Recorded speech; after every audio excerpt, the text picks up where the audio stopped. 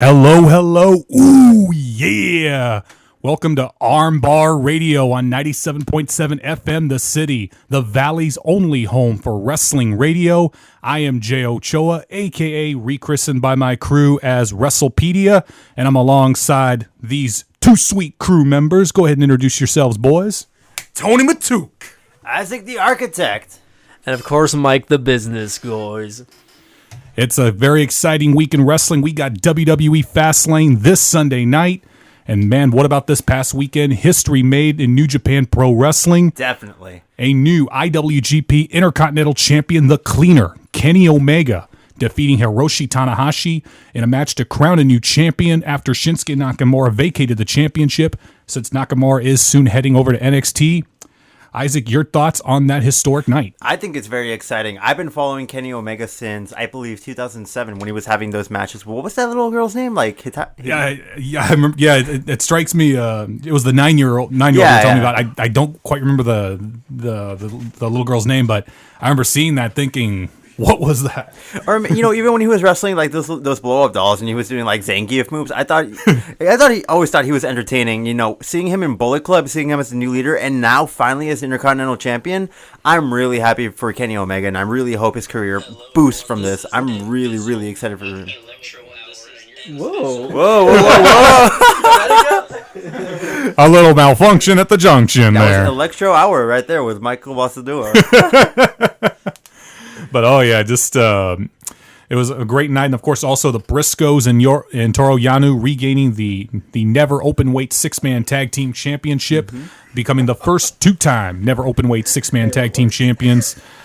Quite a historic night, and then also of course the great news on AAA, of course, retaining Rey Mysterio, able to at least maintain his services. Great for Rey Mysterio, great for AAA, even also great for Lucha Underground. Can't wait when we see Rey Mysterio wrestle in the Temple. Now, I'm really excited for Rey Mysterio showing up in Lucha Underground, but I also have to feel it's a little disappointing because there were rumors floating about that he was going to have one more last run like in WWE, have a proper send-off, and maybe even pass the torch along to Kalisto. I'm really happy for him. I'm really happy that he was able to renegotiate his pay, and I'm really happy that he's out there supporting other promotions. But as it is, the man barely has knees anymore. So 6 times. I think 6 times they replaced his kneecaps. That's what I heard. Yeah, I mean, it's Mysterio. I mean, I don't think he can go the full-time schedule that Alberto Del Rio is doing right now in WWE. Definitely not. So, yeah, I mean, it would be more of a part-time special attraction. But I would love to see Rey Mysterio wrestle one more time in the WWE. I think he and Kalisto, if they were to ever I mean, people wanted to see Mysterio and the original Sin Cara. We got that. I have to wonder, do you think he could work that fast style again? Do you think he could keep up with that with Kalisto? It's pretty much touch and go. I mean, Tony or Michael, your thoughts? I mean, do you think Mysterio could still possibly keep up in today's WWE, or at least perhaps put on what would be a classic with a guy like Kalisto? Because you see guys like Prince Puma, and you see guys like Johnny Mundo and in Lucha Underground. They're doing like really fast things. They're amazing wrestlers. They're really technical, but they're also really big high flyers, and the speed of them is just incredible. And I'm wondering, how can Mysterio keep up unless he's playing the old guard that He's a lot older now. He's close to his 40s. So I would say, personally, Rey Mysterio could do one more run in the WWE, but probably more like part-time, like Undertaker and Brock Lesnar. He could do like a pay-per-view every other 3 months or something, and maybe 1 or 2 appearances on Raw. But I would go part-time. I would say he could probably do his last run at WrestleMania 33 or 34. I think that'd be a great idea. It'd be like Lucha City or something. Do something with Kalisto, Rey Mysterio, all the other cruiserweights that are wrestling. I think that'd be a great last call for Rey Mysterio. That's my personal opinion. You guys? Well, I guess we'll go to me really quick. This is Mike the Business Guys. For y'all listening out there, those wrestling fans, I have a lot of respect for Rey Mysterio. But I don't think he should, or I would not want to see him come back to the WWE, at least not for a last run. I don't think that it's probably a good idea on his part. I mean, it's not like he has head injuries or neck injuries like Daniel Bryan to that point, but you don't want to see a guy like Rey Mysterio not being able to walk. Like you guys said, he blew out his kneecaps I don't know how many times. So 6 times. I mean, regardless what they're paying him, etc., I mean, the guy's accomplished it all in the business. If anything, He's done it all. I would love to see him in a managerial type role, or maybe even like the old sensei type role, where he's teaching the new generation like his tricks. He's teaching his new. But other than that, I really don't think like he has anything to prove. Basically, I mean, there's nothing to prove. Whether we would want to see a dream match with him and Kalisto, basically, or guys like Sin Cara, etc. Well, the problem with these dream matches is that they're just that. They're dream matches where they're both in their prime. If that were really happen today, I'm afraid it would be worse than maybe, say, Lesnar versus Goldberg. If I had to call that one, though, I would go for Rey Mysterio. Me too. Always going to go the old guard, Rey Mysterio. Okay. To me, one of the greatest high flyers of all time, one of the greatest cruiserweights of all time. In my opinion, the man that put cruiserweight wrestling on the map in the United States was Rey Mysterio. If he comes back to WWE, that's awesome. If he chooses, to have his final days as an active wrestler in Mexico, whether it be for AAA or Lucha Underground, hey, great, because in many ways, Mysterio got his big start in Mexico. So either way, and he's also a member of the AAA Hall of Fame, class of 2007. It's a really big homecoming. Yeah. So ultimately, whatever he does, I fully support. He actually revolutionized cruiserweight wrestling, high flying action. He actually made that start for all those underdogs that are wrestling today, like Sin Cara, Hunico, even Yoshi Tatsu. I miss his talent. He was great, and he revolutionized the lightweight division and the high flying, and you don't see that every day like him. And that's what made me so excited about the cruiserweight division when he was wrestling. And I remember when Conan was there, and I think he should actually start having a wrestling school. He should make a wrestling school in maybe in Tijuana, Mexico, or in the 619 region of California. So I think that'd be beneficial. All those young talent would love to pick at Rey Mysterio's brain. I definitely agree, Tony. All right, moving on here. Ring of Honor, they're starting to build up now. They have a brand new set. They have brand new matches. So let's talk about that for a little bit. Yeah, definitely Ring of Honor they're basically progressing. They've been in business now already. They're celebrating their 14th anniversary in a couple of weeks on pay-per-view with the Ring of Honor 14th anniversary pay-per-view, which, little pay-per-view plug, but hey, check out the event. Kenny Omega going to be there? Yeah, Kenny Omega and the Young Bucks, the elite of the Bullet Club, will be wrestling in six-man tag team action against ACH, and I believe also, I want to say Matt Sydal and Alex Shelley, if I'm not mistaken. Really? Matt Sydal? Oh, man, yeah. Alex Shelley, that's one half of the Machine Guns. Right? Oh, you're correct. One half of the Machine Guns, right? Alex Shelley. And guess what, guys? One of ROH's talents is going to be in McAllen this Friday. Two of them. Two of them. Matter of fact, here, tomorrow night, NWA Wrestling Revolution at the Scene El Rey. Come check it out. It's only $8 for adults, $5 for children. Great wrestling talent like Bandana Joe, as well as also the tag team main event that we got tomorrow night. Ray Death Row.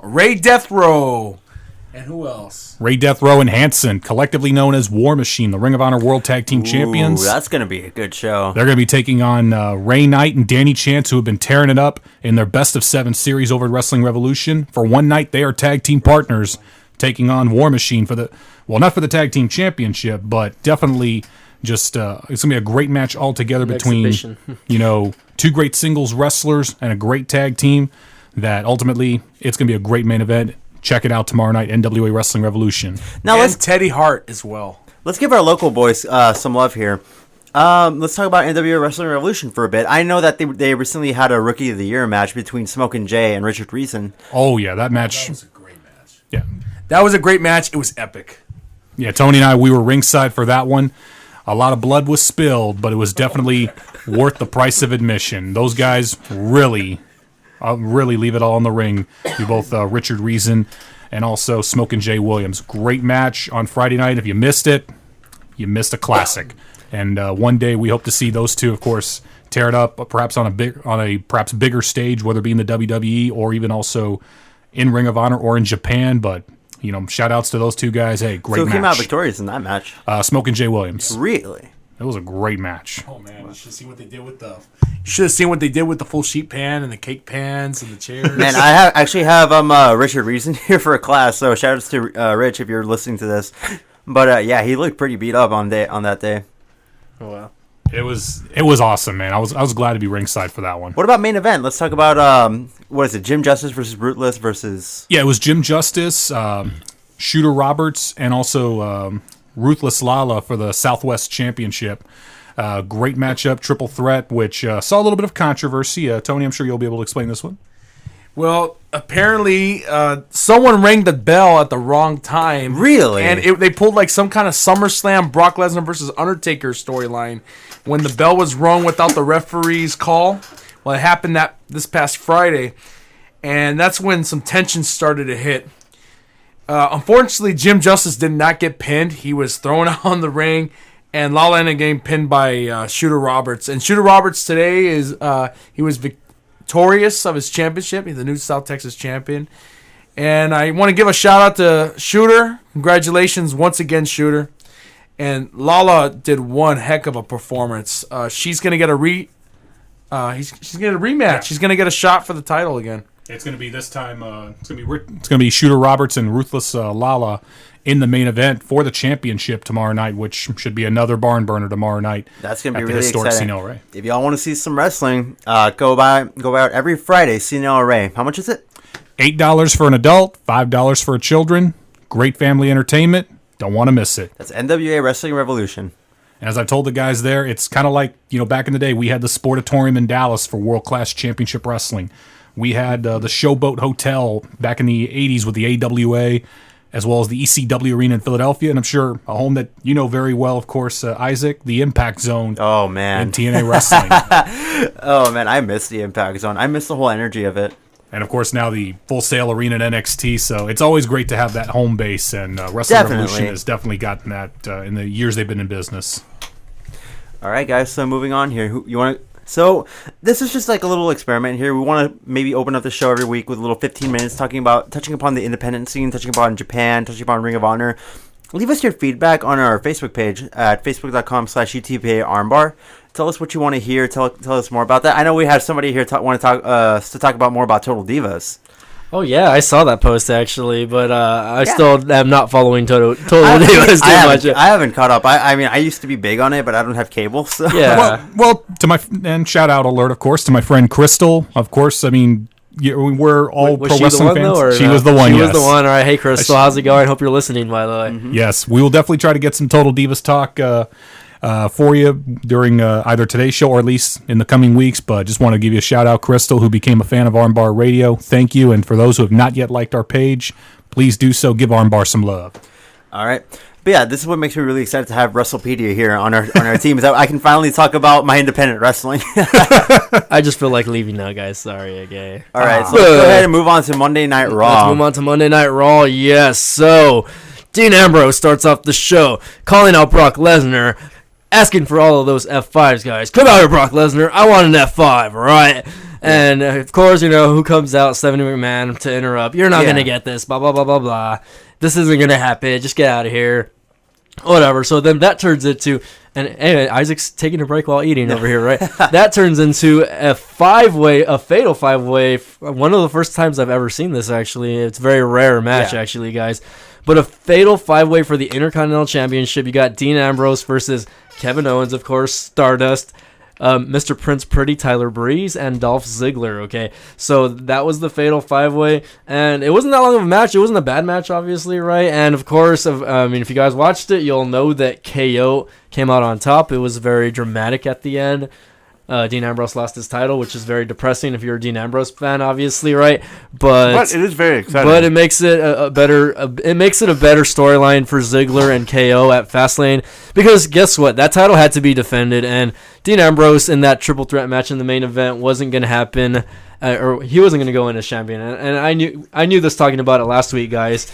And we got Mr. WrestlePedia over here taking videos of all of us. Maybe we'll see it on Facebook later.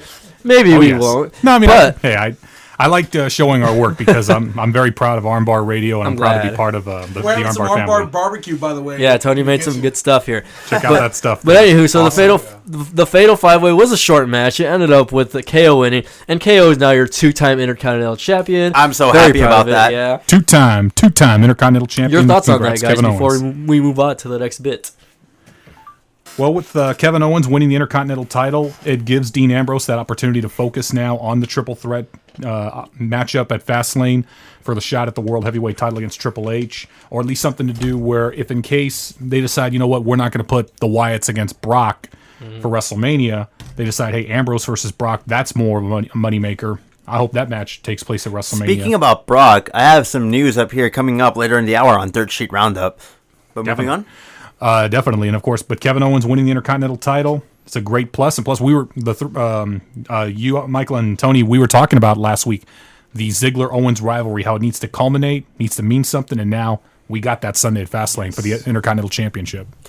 You know, I was watching SmackDown, and Kevin Owens was on commentary earlier tonight. I always love it when he's on and commentary. Yeah, man, he's so great. Morrow, Hilarious. unfortunately, was I think he had the flu. Yeah. Oh, wow.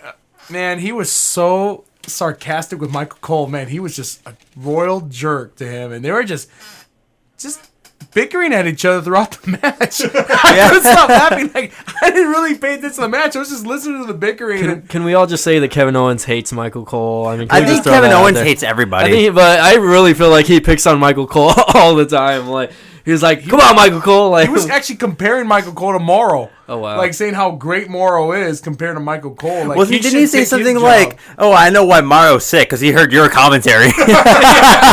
wow. He even at one point accused Cole of getting Morrow fired because he thought Morrow was a better announcer than him, which chances are Morrow, yes, is a better announcer than Cole. At least that's just my opinion, of course. But at the same time, it was just hilarious just listening to Cole and Kevin Owens bicker and just hearing Kevin Owens and Jerry Lawler agree, which is something I've never thought I'd ever hear, especially King being the face announcer for the last several years. So to hear him back as a heel announcer just feels very refreshing. I like the fact he was supporting him, supporting Owens about it. And, you know, Morrow, I was listening to Morrow's announcing in the past when he was doing MMA and also the Crow Cop. He was actually interviewing Crow Cop, and I think he did a incredible job.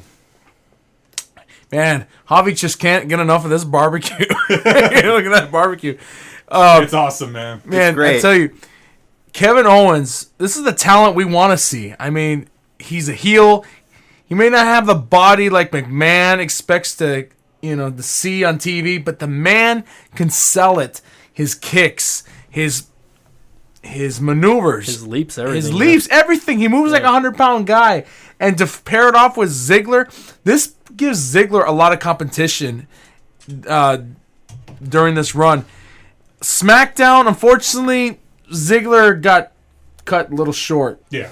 The Ziggler and the Lucha Dragons. Yeah. Ziggler and the Lucha Dragons lost to the Yeah. League of Nations. Boo. Good, I know. Good 6-man opener, but I'm sure Owens and Ziggler will do great with their matchup. But, even more exciting news that came from SmackDown earlier tonight. AJ Styles versus Chris Jericho, Part 3. Oh, man, it's That's going to be a great match. Winner take Phenomenal. So I'm confused. Is I like that. did Jericho, is he leaning towards the heel gimmick or what's going on? I think Jericho is more so playing up his professional, like kind of like what he did in 2008, where he was like, "I'm the best in the world at what I do." And, You understand what I am saying to you right now? but I think he's playing up that gimmick a lot right now because I personally feel like there's no heel turn there until he loses to AJ Styles, and even then, where's that feud gonna go? I don't think they can stretch it out to WrestleMania, unless it's maybe like a career match. Well, I think it's a little too He's soon. had too many career matches, guys. Yeah. Jericho has been through too many. Even with Dolph Ziggler, there was a career match a while back. One with Cena even. Everyone's Yeah. seen it. So, I mean, that is just like a rerun to me. He'll just go back to Fozzy, play some more music. I mean, But yeah, I think that this is hopefully all bring boiling Fozzy down. here to the Valley for a great man. concert. He is good. I like his Oh music. gosh. His music is incredible. Man, we should be listening to that on 97.7. Yeah, you never know. never know. It's not like super mainstream, so who knows? Someone's Yeah. gonna buy the CD over here. I'm excited to see what this implies for AJ Styles. One, I'm hoping that he eventually feuds for Intercontinental title because I feel he can be a great Intercontinental champion, bring some prestige to it. However, that does leave some open room because as soon as he gets the title, there's going to be people gunning for him. Who better to gun for him than, let's say, a debuting Shinsuke Nakamura? Oh, yeah, man. Just those two, of course, had an incredible matchup at Wrestle Kingdom this past January. for the IWGP Intercontinental Championship, and for those two to perhaps maybe down the road face off for the WWE Intercontinental Championship. Man, that would be awesome. You got That would be mind-blowing. The phenomenal one against the King of Strong Style. Nothing more to say other than just phenomenally strong, to put it to you that way. So, moving back here a bit, I'm really excited about the possibility of Dean Ambrose because, yeah, he lost the Intercontinental title, and yeah, that's a big bummer. But I feel right now the Intercontinental title is A, on the right person, and B, I feel this could lead to a really strong push for Dean Ambrose because the thing is, they would not push him as strong as they do unless they believe them because, let's talk about it, he was top 2 in Royal Rumble. Yeah. And then not just that, but he just lost the title in a very big build-up and a very big push to Fastlane. And now they're starting to see signs of him, willing to fight Roman Reigns, his brother, just to get a hold of that title, just get a hold of that opportunity. So I'm really excited to see what this plays out to because, to me, this is the start of a really big Dean Ambrose push. It's going to happen. I mean, if you think about it, he had 2 title matches last year. One versus Seth Rollins and one versus Roman Reigns. He won one. And, well, I mean, it was close. That ladder match with Seth Rollins was, like, right there, and he was this close, okay? I'm talking about, like, 7 meters close to being champion. But Seth Rollins just got lucky and fell the other way. That's the only thing about that. And same thing with, Roman Reigns. They had a great match. And vice versa, it just keeps going. And I feel like he's going to be one of those Daniel Bryan guys where they're going to slowly, keep knocking him down until he keeps getting back up, until he can't get back up anymore. And hopefully it's not to the point where, you see him go out like Daniel Bryan did. I don't want to see it. Do you think he can be as over as Daniel Bryan? Yes, I think so. I don't see why not. Maybe change the gimmick a little. But to a degree, I see Ambrose being that. I mean, even before the Shield imploded in 2014, I always thought of Ambrose as the breakout star. I mean, he's been through, the independent scene, had tryouts with Ring of Honor and TNA, very well known in Dragon Gate USA and in Combat Zone. John Moxley. As John Moxley, yeah. I remember the first time I saw him was watching a Dragon Gate pay-per-view for, I think, literally for $9.99, where he wrestled Tommy Dreamer at some theater over in Arizona. I thought, man, this guy's got something. He was actually getting trained in Puerto Rico. He would actually wrestle for $5. Technical difficulty here. Or $2. He would wrestle for $2 to $5. That's why he was so destined to learn. He would wrestle in Puerto Rico. He didn't have a job. Yeah. And he took that pride. It wasn't honestly just the wrestling. It was also the fact that he had this character. He had this whole build up to it because I remember watching back one of his promos from CCW after he lost the title. He just goes on like, he has like, I'm a sick guy. Like he's talking to this girl Hazard and like a whole, and it just seems really uncomfortable while he's cutting this promo. And I just felt chills throughout my entire body because I'm like, this guy has the potential to be a major star, not just because of his wrestling ability, but he has this ability to captivate people, to capture people in and talk to them and talk like he's talking directly to you and just grab your attention like nobody else. Have you ever seen him wrestle against CM Punk in a little independent circuit? Yeah. I saw him watch it. I think he's got a lot of potential to be above a mid-carder. He always comes close. This guy is the real deal. The man does these swinging clotheslines you never seen before. If you want to see in the face, and then, he just hits it with that strong clothesline. And he takes guys down that are weighing like a little over 300 pounds, like Rusev. He's taking Rusev down with that clothesline. He's taking the Wyatts with that. He's got a lot of agility.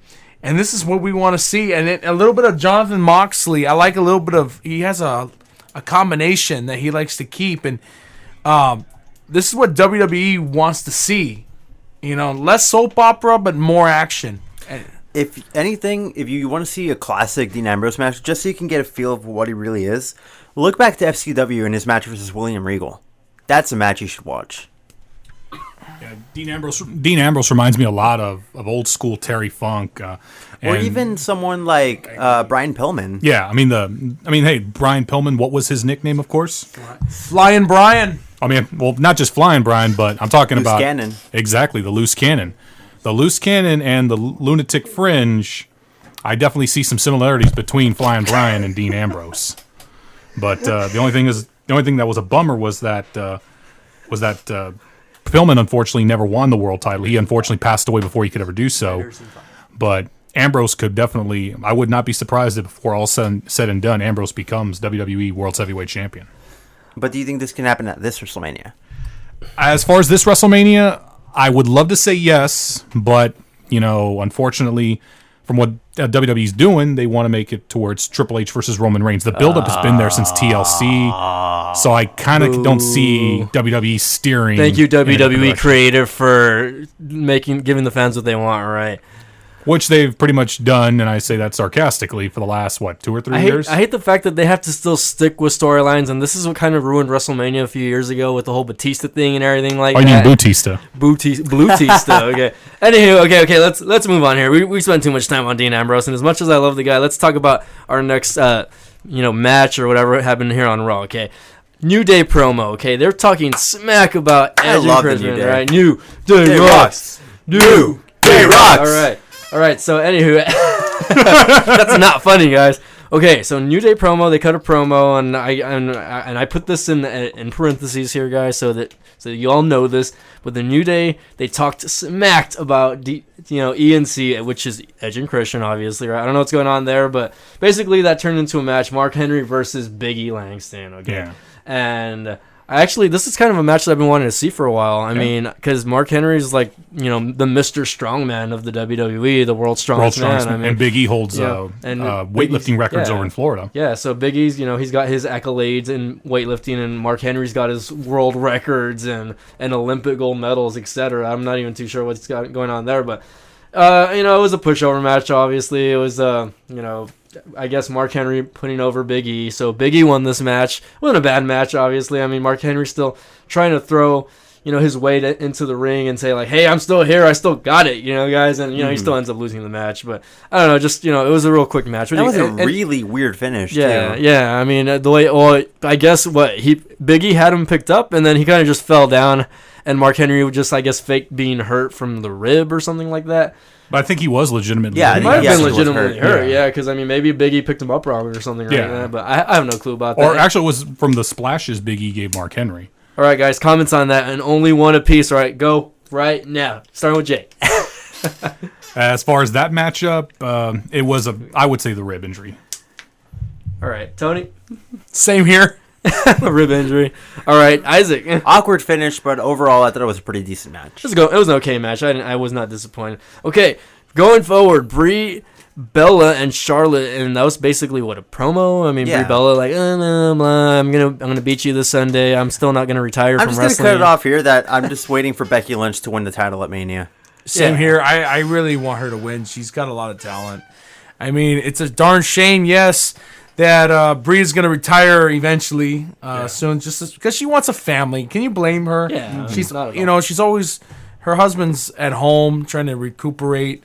She wants to start a family, and you know what? God bless her, man. And I hope this match, I hope it's not going to be too predictable, but I want to see both parties have fun and enjoy each other's in-ring ability, and whoever wins. I mean, they both have great talent, and how often do you get to see Nature Boy Ric Flair by his daughter? I mean, that's a blessing. You don't see that often. David Flair tried it. He didn't make it to championship material. Oh, he's a U.S. champion. He was a U.S. champion, but it was handed to him. Reed Flair couldn't do it. Reed Flair, and God bless Reed Flair, man. He's watching in the heavens. Don't go there. Thank you, Reed, for performing. We always have Little Nate. Yeah. Charles Robinson. It was always the first in the building. I totally get that now. It was always the first in the building. But you know what, Flair has to run the business usually. He has to run the business like we have to run these letters right now. Exactly. Yeah. Letters. KCYP-LP 97.7 FM, Mission McAllen. Okay, going back to Flair, we need a Flair. It ain't a Flair without wrestling. I mean, you need to have at least one Flair in the game, whether she's a villain or she's a face. And you know what? She's doing a great job as a villain. She's the dirtiest diva in the game. I mean, but question, Tony, do you think this makes her look weak though as a wrestler, or do you think she's just trying to, own up to being Flair's daughter basically, and putting it out there like, hey, I can do this just like my dad did it, without any help though? Well, yes and no. she wants this new generation to know who Ric Flair was. Today, if you ask a kid, who is Ric Flair? They're going to be like, I don't know, but I know Charlotte. Yeah. They only know Charlotte through Ric Flair. Yeah. Not many children don't know who Ric Flair, Hulk Hogan, or any of these guys. Dusty Rhodes. Dusty Rhodes. Our generation grew up with that. So give her father some credit here. I mean, yeah, the father's going to shadow her. But eventually one day when Ric Flair leaves us, Oh man, that's gonna and be a it's going to sad be a day. very sad day. I'm going to be wearing black for a whole week. Even though I wear black every day, I'm going to wear it even more. I'm going to embrace it. But, he revolutionized wrestling. He was a legend. He was a legend. The legend of legends. And Two-time you know what? Hall of Famer. Man. Yeah. So why not? We need another Flair in this industry. Yeah. And me personally, one of my proudest moments as a wrestling fan came last May at the Comic-Con when I met the Nature Boy Ric Flair. I still got the 8x10 at home. Oh, wow. Proudly on display. Honestly, one of my proudest moments having the privilege to see his final match in Orlando. At WrestleMania 24. Wow. That was very emotional. I got to see him live once actually when he was down here at the State Farm Arena. I think it was versus. I don't know if I remember if it was a tag match. Yeah, it was. It was at a that tag show, match, too. but HBK was down here also at the time. I think you were probably there, right? Yeah, it was But- Shawn Michaels and Shelton Benjamin Yeah. challenging Ric Flair and Batista Yeah, for the there you World go. Tag Team titles. So there you go. And I remember them vaguely, but I mean, oh my gosh, the Ric Flair is just such a comical guy. And we got Tony showing Jay something on the internets over here. What's going on? Looks like our boy Tony's gonna meet the Wolfpack. Woo! Well, that's just too sweet. All right. Border Oh gosh. life. Hey yo. All right. So going back to Flair, I got to see him wrestle once in my entire life, and it was pretty great. I'm not gonna lie. It's like when I got to see The Undertaker, but Flair, he just puts on a show that, I mean, the guy doesn't even have to wrestle. He just has to be around the ring to be entertained. I mean, and I remember vaguely seeing his trunks go down during this house show, and I try not to remember it was just I just remember laughing so hard, and it was just something to remember. And I mean, hopefully, one day when I have kids that and hopefully I can get them to watch wrestling one day. I get to tell them like, hey, I got to see this legend wrestle because it's not every day that you get to see guys like that be in the ring. Guys like Edge, guys like Ric Flair, Shawn Michaels. I mean, Triple H, of course. Obviously, the list goes on of guys that aren't there anymore. I've never gotten to see The Rock wrestle in live actually. Rock, I got to see him in Austin in 1999 at the height of the Attitude Era. When, Oh gosh. when he wrestled Triple H in a street fight. My seats may have not man. been the best. I watched that one. But it was a live event. The seats may have not been the best, but I was just thankful for the experience. I also got to see Ric Flair when he was in WCW, where he teamed with Lex Luger to face Sting and Vampiro at a Monday Nitro, which I believe, Tony, you were there too, right? No, I didn't get a chance to. I tried to call in fake sick as a kid. I was in 8th grade, and my mom was like, "Do you have a test today? If you're faking sick, and you know that wrestling's gonna be on tonight, I'm not taking you." I'm like, "Come on, Mom, come on." I was gonna take another bus. See, I was at Teacher Academy at the time. They call it Beta. Yeah. And they had all these school buses that you can go to. Everybody, if they lived in a certain district, like South Padre Island or Cameron County. Yeah. I was actually gonna, take the bus to Cameron County Wow. and say, "Hey," And then walk the rest of the and way. walk or the what? rest of the way. But I probably would have, upset my parents for that. But it was such a bummer. But Javi got to pull some strings. Yeah, Tell I mean, about Javi. I told my dad, hey, I really want to go. It's WCW. I mean, I'd been to a couple of WWE shows before, and this is pre-State Farm Arena or Dodge Arena at that time. Yeah. So I was just like, oh man, I mean, what can we? I mean, how am I going to be able to get to the beach and all this other stuff? I mean, I didn't have a driver's license at the time. Didn't even know how to drive at 16. I didn't drive till I was 19, actually. But my dad's like, don't worry, I'll pull some strings for both you and your friend that want to go. I'll just say, hey, I forgot what excuse he came up with. This is back in 2000, mind you. But somehow we were beach bound and we were ready for WCW. So that was pretty cool. And to get to see Flair and Hogan, Sting, Luger, a lot of the guys that were there in WCW, I thought that was awesome. Even though it was the only show I got to Harris see. Brothers, Harris remember? Brothers, Booker T, Vampiro. DDP was there. Yep. Even though he did a promo, it was also cool to see Diamond Dallas Page. Rumble. Jeff Jarrett, Buff Bagwell, the late great Mr. Perfect Kurt Hennig. The Wall. Yeah, the late great Jerry Toot, the Wall. I still remember that hilarious promo where Hogan's talking in the middle of the ring. I think it was in Panama, and then the Wall's like, "Coming for you, Hogan," and like he just looks like a tiny little speck. And then he's doing, like, somehow some Hogan can slam. hear him and see him perfectly, and even though it's just like, it's like, It's like, what? It was actually at the beach at South Padre when that match happened. Oh, man. The year later is when they had the final show of WCW Panama City, which that was, I have to say, a sad day for us wrestling fans. definitely. All right, guys. Enough sidetracking. Let's move on. All right. Miz versus AJ Styles. Thoughts? I thought that was a pretty good match. Honestly, Calf killer, I'm going to man. be honest here. I think that The Miz is incredibly underrated as a heel. Yeah. Because Yeah. he knows how to work the crowd, he knows how to talk, and he knows how to get people to hate him. Whether it be talking down AJ Styles, whether it be exploiting Daniel Bryan, he knows how to get heat.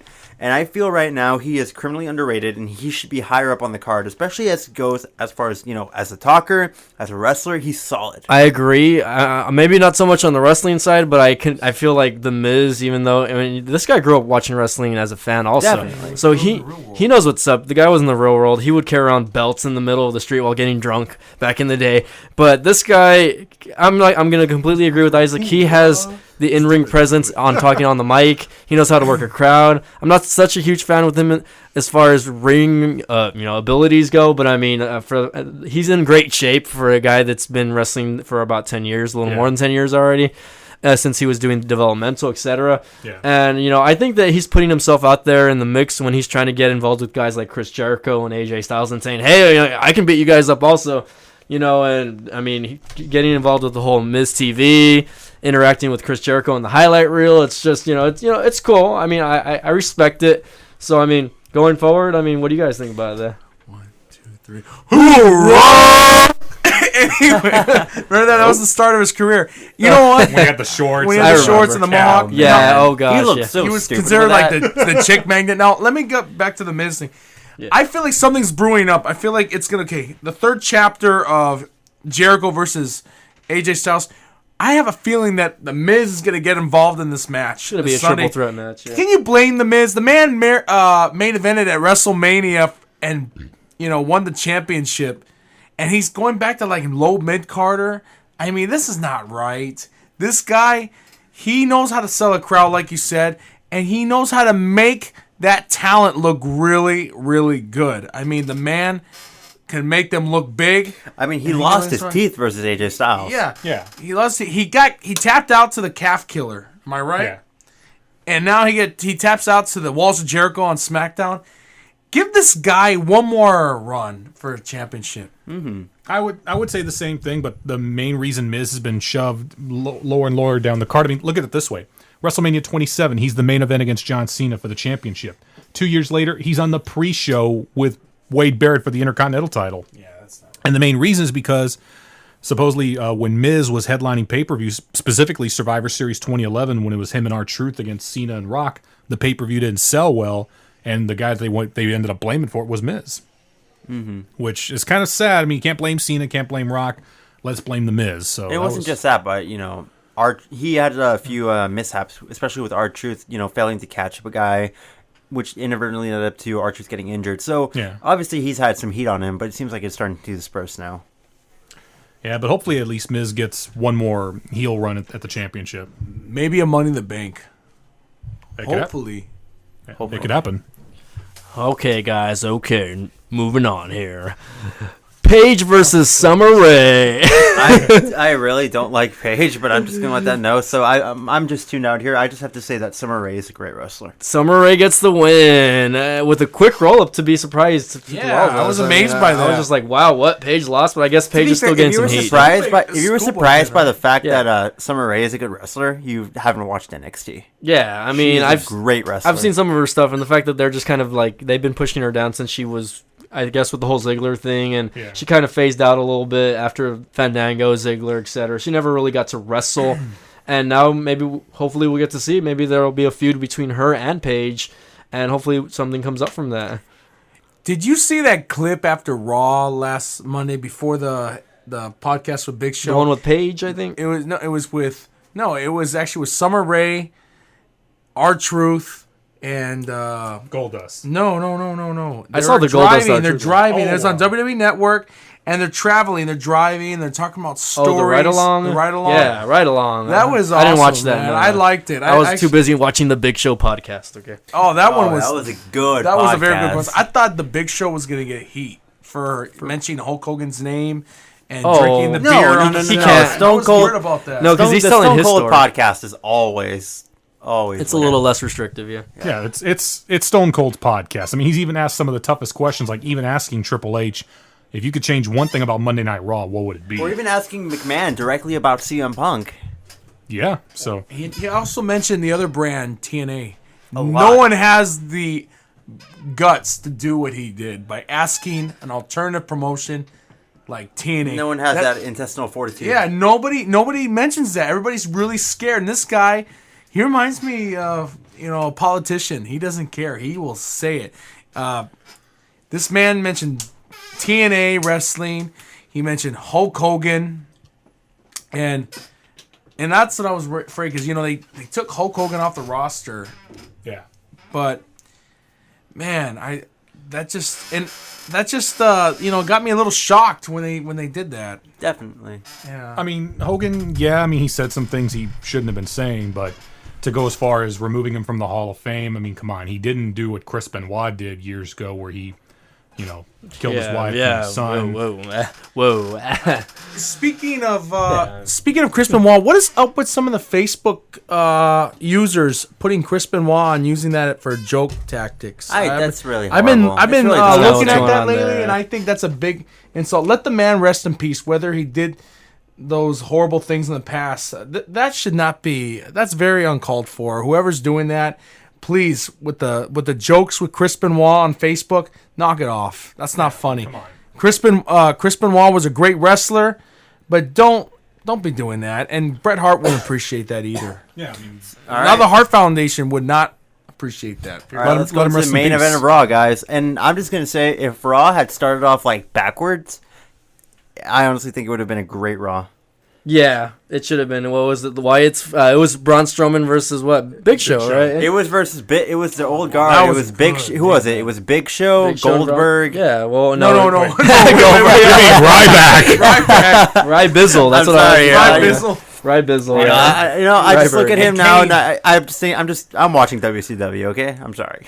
Okay, so that was not really. Got some good matches. It wasn't a triple. It wasn't a 6-man tag or anything. If what Isaac's trying to say here, it was Braun Strowman versus Big Show, and of course you have the rest of the Wyatts outside lurking along the ring, and of course the match ends up in a DQ. So what happens? Ryback comes out and he's like, "I'm gonna get yo back, Big Show. I have yo back." So of course they all start Yeah. going at it, and then Kane out of nowhere, you just see the pyro, and you knew there was going to be pyro because you saw the ring posts. Yeah. Anyone that watches Raw and sees those ring posts, it's a distinguishing factor that's Kane's thing. And Kind of so- like if Kane does his pyro at the start of the match or the end of the match, Oh, if he's yeah. gonna win or lose. exactly. So pretty much. So Kane's pyro goes off. He ends up coming out from the bottom of the ring. I don't know what happens there, right?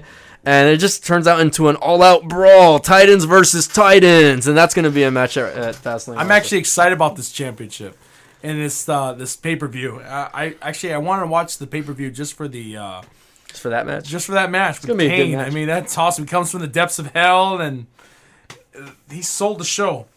By the way, to answer Julie Orta's question, yes, we are still airing. Oh, she just commented on our ARMBAR, Facebook yeah. page. Finally, some interaction going on. We here. still dedicated to this radio station. All right, guys, we're gonna take a quick little commercial break, and we're gonna be right back with Dirt Sheet Roundup. Guess we're All right, guys, we are back, and we're here with the Dirt Sheet Roundup. So, let's talk about this really quickly. Wade Barrett has opted out of his contract. I'm afraid I've got some bad news for Wade Barrett fans, but yeah, it's unfortunate. But then again, they haven't really been doing a whole lot. But then again, Barrett, from what I heard, was last I heard is he was injured, so I could see where there's frustration. And Well, Barrett, I have to say that the guy is pretty injury prone. yeah, unfortunately, off and on, yeah. I mean, torn busted elbow, torn rotator cuff, Definitely. the whole 9 yards. So, I mean, I could see the frustration, but at the same time, WWE does have to look out for their wrestlers and not have to worry about, hey, if we clear him, is he going to be out there long term, or are we going to be seeing him back on the shelf just as quickly as he went back into the ring? I honestly think it's really disappointing because to me, Wade Barrett should have been champion a long time ago, Like especially 2 with years the ago. Nexus. Yeah. Yeah. And he had the stuff to do it. He had the ability to talk. He had the ability to wrestle, but they never wanted to pull the trigger on him. I don't know if it was because of Cena, it was because of some other reason, but I thought he was a really wasted potential. It was really sad, but I hope that, he goes out to Japan, makes a name for himself, Yeah. and he comes back even stronger, even bigger. I feel like they're doing the same thing they did to Rick Rude in the past. When Rick Rude didn't get a chance to become WWE champion, he jumped straight to WCW. He was an Intercontinental champion, a very successful Intercontinental champion, and he got tired of it because he didn't get a chance to get that opportunity of becoming a WWE champion. So he says, you know what, I'm tired of it. I'm going to go to another promotion. I'm going to go to WCW. And Ric Flair got to let him be champion. He dropped the title to Rick Rude. Yeah. It was not a very honorary win, but you know what? At least he had one title run in WCW. He was, I think, a one-time worldwide WCW heavyweight champion. Or the international champion. Yeah, so, I mean, can you blame him? And he's probably ended up being named by his government name. I believe it's Stu Bennett. Yeah. So, you know what? I wish him the best. The guy's, he's a trained bare-knuckle boxer, has a huge scar up his side, which is a really interesting story, and he's just a champion. He should have been champion a long time ago. So, best of luck to Bad News Barrett, and I hope he gets more out of his career. So, Indeed. I don't know if any of y'all kept up with this since we were talking about the cruiserweights, but they have announced a Cruiserweight Open to be a weekly show on WWE Network. It's very exciting because there's a lot of great talent out there that are not, in that same height or muscle frame as a guy like John Cena or Yeah. Roman Reigns. But yet you got guys like Neville and Kalisto, and even also guys that are not in the WWE that could be great cruiserweights like Cedric Alexander from Ring of Honor. What's really exciting about this is that they're making this an open, so even people from other promotions can come in. Yeah, definitely. I could even see Prince Puma or his alter that'd ego be great. Ricochet. I really love to see Rockstar Spud. Oh yeah, I mean, That guy is awesome. Or Pentagon Jr. Even, that'd be great. yeah, I could see that. I mean, Pentagon. I don't know would he really be a cruiserweight? He's kind of a little big though for cruiserweight. Well, even Neville is pretty big.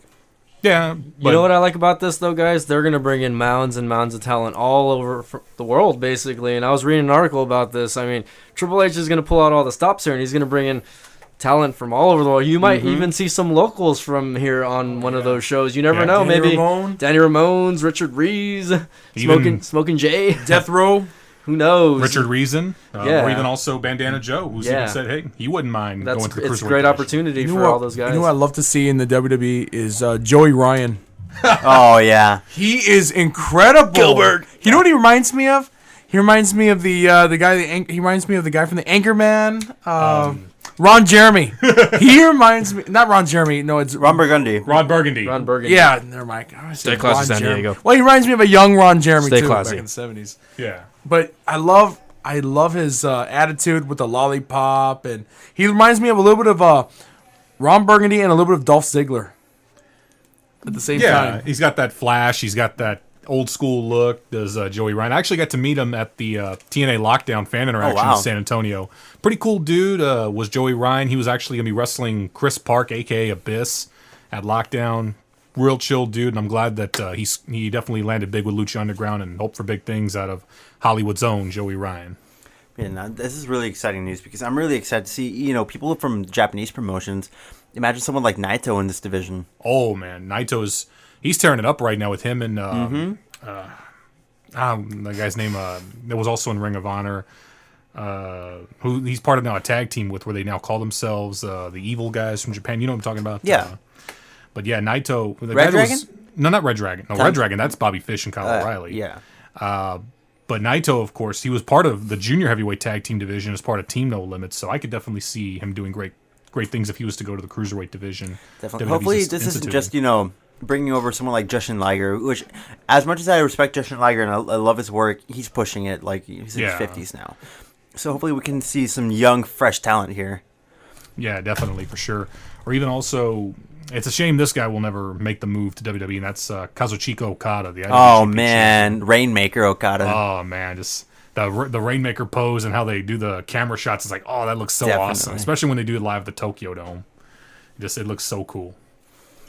All right, guys. So moving on here, last bit of information. So there's some confirmation as to who Undertaker's opponent will be at WrestleMania 32, but it's not going to be someone who's on the active roster. So this leads to a lot of speculation. Who isn't an active wrestler currently? Vader. It's time. Vader. It's Oh, time. It's Vader Like, come on, y'all remember that. I Okay, love sorry, Vader, Isaac, but- I just had to throw that out. I honestly think that it's going to be The Rock. I mean, well, Undertaker versus Rock would be good, but It would sell back in tickets. '99. I just don't care about that match, to be honest. It's a I- rerun. I mean, Yeah, Well, yeah, it's happened. it you would be know? like if Dexter was to come back on the air. You want new episodes. You don't want to see the same old. To be fair, Dexter ended horribly. Why don't we do Yes. another Bray Wyatt? Run? It's like seeing the Trinity Braun Killer, you know, Strowman. like Braun Strowman. Or the Ice Truck Killer, my favorite villain in the Dexter series. the first season. Yeah. Ice Strike Killer, really? Okay, anyway, that's another subject, but But yeah, like, big names. but going on here, I honestly think it's going to be The Rock because A, it's something to draw the casual market in. It's like, wow, The Yeah. Rock is wrestling and he's wrestling The Undertaker. I mean, yeah, it's going to be a horrible match, for us wrestling fans. But for someone, who just wants to go for the spectacle of WrestleMania, it's like it'd be like seeing Rock versus Hulk Hogan all over again. However, this does leave the door open for other people. The possibility of Sting coming in, the possibility of someone even like Ric Flair wrestling. Who could it be? Isn't It's Sting like still injured though? Yeah, he suffered that neck John injury. Cena Yeah. on the news. definitely. So it's going to be Cena's like, still going to be out. who's the He's- third man? Who's the third man? It's that kind of injured? situation right now. Yeah, John Cena, he got injured. in Yeah, January. well- now I remember the Naito's tag team partner Watanabe. Oh, That's what I okay. was trying to remember. Now I got it though. Nah, watch, we're going to get Hanma there. I heard also another rumor KO might want a shot with Undertaker. I would see a match with either Brock Lesnar against Kevin Owens or The Undertaker against Kevin Owens. Both make sense for WrestleMania because they're both new. We want something different, not something. Cesaro. Oh, Yeah, injured. Cesaro, but Yeah. he's currently out with a shoulder Actually, injury. I honestly Cesaro feel made that- his announcement on WrestleZone.com. that he can return. that he's going to be returning to WrestleMania 32. Honestly, no, I thought he said that he couldn't make it. He still wasn't able to make it due to injury. He just said it on WrestleZone, but okay. I don't know. All right, All right, guys, so we're going to go ahead and talk about NXT really quickly. All right, really quick. We got about 4 minutes left on the show, guys, and since we never really talk about NXT, which is WWE's flagship show, in my opinion, Definitely. I mean, Better if than you're, Raw. if you're into pure wrestling that's not as staged, it's staged, but it's not as staged as Raw or SmackDown Or dramatic. or Yeah. dramatic. Let's go forward there. I'm not gonna get too much into that. Let's just talk about the main event, which was Sami Zayn versus Samoa Joe, and that was for the number one contendership for the NXT Championship. And they're gonna try to delay this as long as they can because Finn Balor is still out with that ankle injury. As far as I Yeah. know, he got hurt a couple weeks back, maybe longer. I'm not too sure, but. Man, they need to lighten up the schedule for these guys. Yeah, 'Cause guys I mean- are just dropping left and right. Yeah, so I mean, I don't know what's going on there, but guess what happened, guys? It was another tie. So Another Boy. draw. another double pin. I do not know how that happened. I actually fell asleep during the match because I was watching the whole show, and then I was on the couch snuggling with my cat and the dog, and I was just like, you know what, like I just knocked out. Yeah. And then I woke up when it was 1, 2, 3, and I was like, what? Tie? Okay, I'm over this already. But eventually they will have one more match between Sami Zayn and Samoa Joe, which will Well, lead Sami to... Zayn's already scheduled to face Shinsuke Nakamura. Right. But at the same token, I mean, not everyone likes to read the spoilers, but yeah, I got you, though. Oh, I'm sorry, I hadn't realized. No spoilers. Okay, no guys. spoilers. All right, guys. But I got you. Closing shout outs. Tony, you want to start off here? We got a special shout out going on. I want to take a special shout out to my wife, my dad at home. I love you guys, my mom and dad. Also, I want to say a tribute to Ronaldo Hernandez. Yeah. He passed away this morning. I'm not sure what the symptoms are, but rest in peace, man. I always loved having lunch with you. Very hilarious. A lot of laughs. He had a special saying. He would say it all the time in the receiving. It's whether he was upset or happy or just joking around. His catchphrase was 1, 2, 3. Ching! That was epic. Every time I would slice some vegetables in the kitchen or saute, it'd be a quiet moment. He'd come out of nowhere and say it, and he'd just scare the daylights out of me. And man, I'm trying to come up with a good word for that. Yeah, and you know what? Never a dull moment with that man. And he brought a lot of laughter. He did a lot of love. And he had a very distinguishable stash, kind of like Rick Rubin's a little bit. Oh yeah, definitely. So shout outs to you, Ron, and your family, man. Our hearts go out to you. You were one of my my favorite receiving partners back there. You always gave me that dead stare look, like you wanted to just yell at me, but at the same time, like there was respect there, and I knew you had love for all of us over there at HEB, over here on Trenton. So I just want to give my condolences to you and your family, man. And let's, I guess, give that 10 seconds of silence here, guys, for him, okay?